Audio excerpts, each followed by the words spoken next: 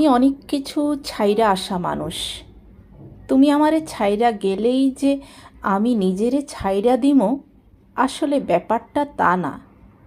হয়তো নিয়মে চলা জীবনটারে অনিয়মের মধ্যে ফালাইয়া জীবন থেকে পালিয়ে বেড়ানো হবে কয়েকশো দিন। হয়তো ইচ্ছা অনিচ্ছায় নিজেরে বিক্রি কইরা দিমো নরকের মতো যন্ত্রণার কাছে।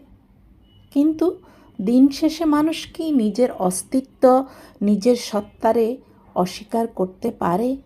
কও। নরকের মতো যন্ত্রণা সহ্য করে একদিন কঠিন ও শক্ত হইয়া আমি নিজেরে ফিরাইয়া নিমো তোমার অতীতের কাছ থেইকা। দেখো, অনেক সময়ের ক্ষয় ও ব্যয়ে আমি একদিন আমারে আগের অবস্থানে নিয়ে দাঁড় করামো। আমিও একদিন ভীষণভাবে বদলামো।